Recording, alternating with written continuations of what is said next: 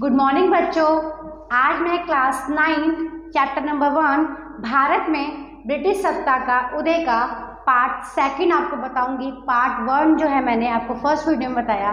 आज मैं आपको पार्ट 2 में आगे जो है कंटिन्यू करेंगे, जिसमें हम पढ़ेंगे कि किस प्रकार से जो है कंपनी शासन या फिर अंग्रेजी शासन ने है जो अपना विकास किया।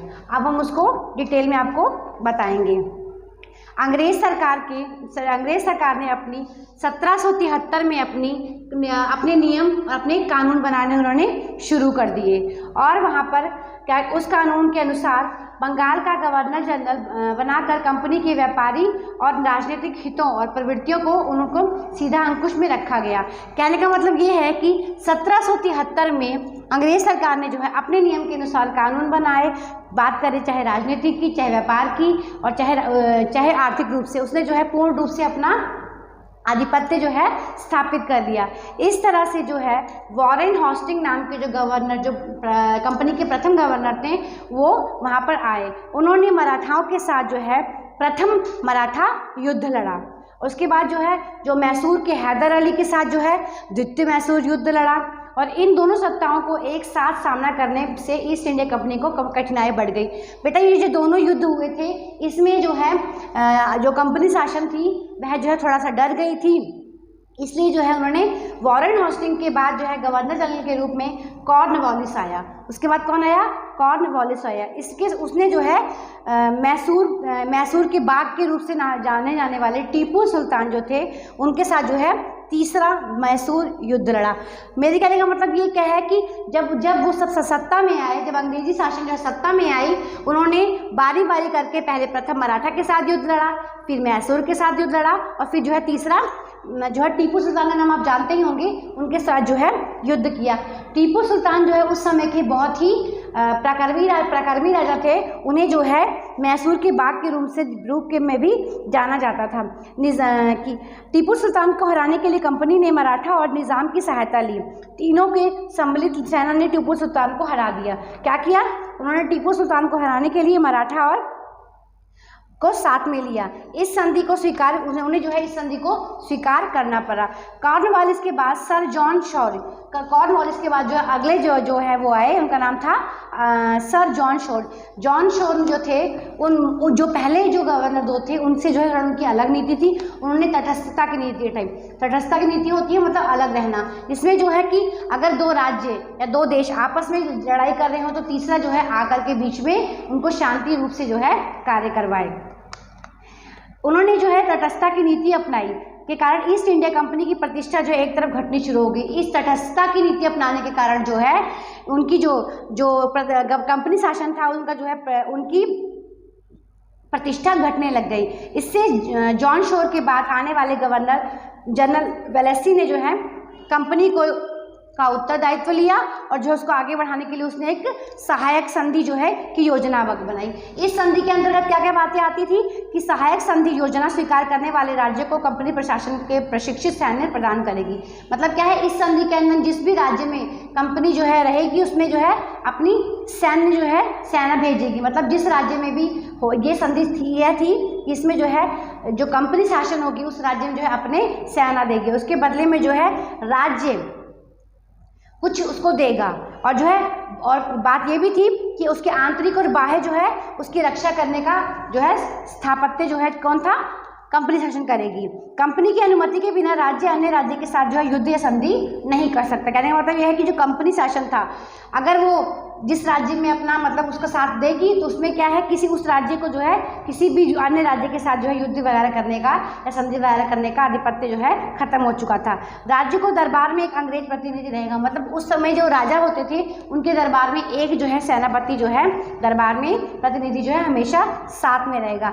अन्य विदेशियों को अपने राज्य में नौकरी पर भी नहीं रख सकता। मतलब अन्य विदेशी, अंग्रेज के अलावा और कोई विदेशी जो है उस राज्य का जो है उसमें नौकरी नहीं कर सकता। किन किन ने ये संधि स्वीकार की? निज़ाम, मैसूर, अवध, गायकवाड़, सिंधिया, भोसले, होलकर आदि ने इस जो है संधि को स्वीकार किया। यह योजना जो है मीठे जहर की तरह थी। मतलब ये योजना के अंतर्गत आप खुद देख सकते हो कि सहायक संधि के अंतर्गत जो है पूर्ण रूप से जो है कंपनी शासन ने अपना जो है धीरे धीरे आधिपत्य जो है राज्य में शुरू कर दिया था।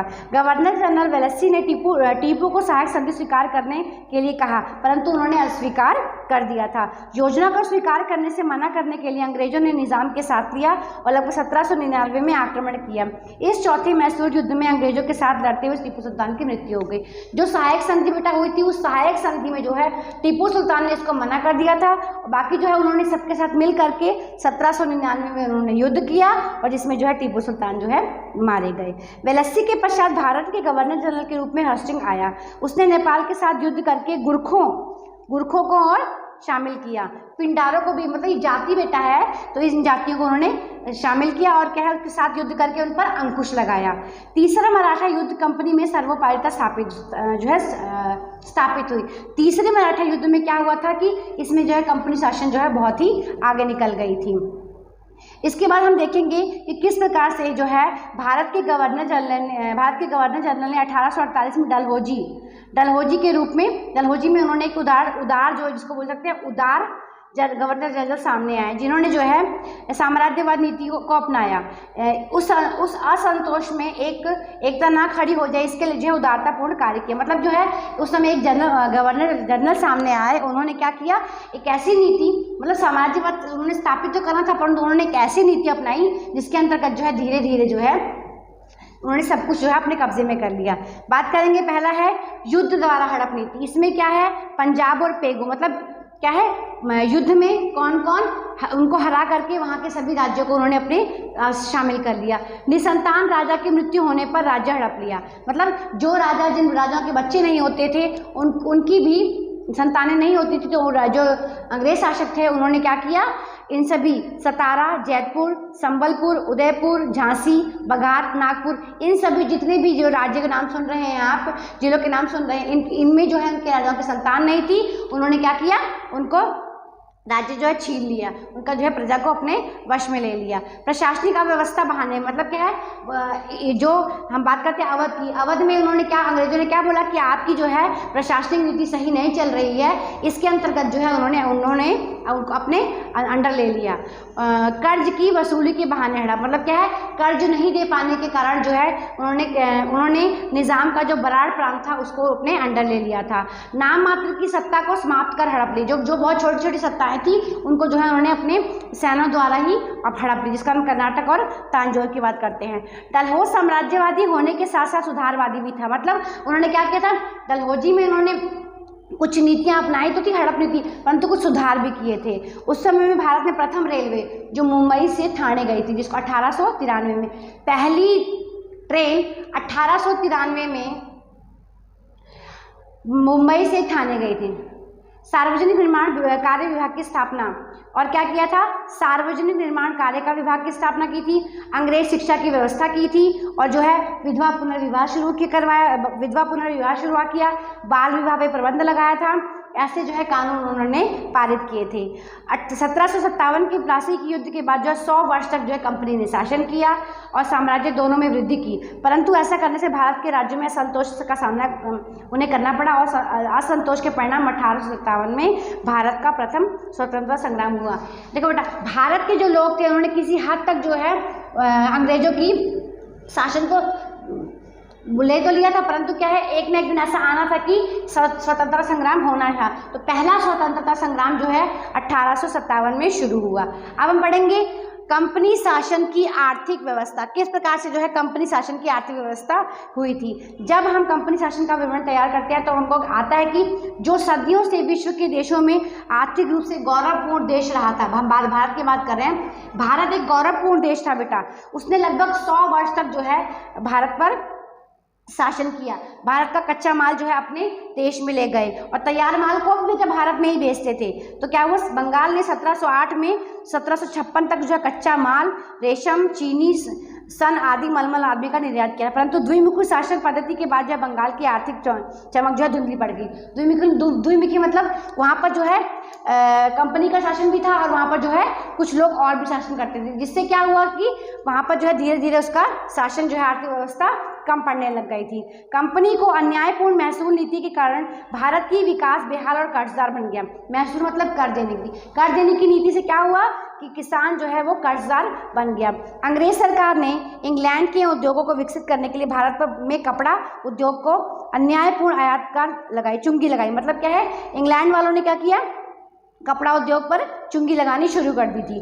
भारत के उद्योग धंधों को कुचल डालने के लिए विविध अनुचित तौर तरीके अपनाए। मतलब क्या है, उन्होंने किसी न किसी प्रकार से जो है भारत में क्या किया, कुछ कर लगाए जिससे कि वहाँ के उद्योग धंधे जो है बेटा वो समाप्त हो जाए।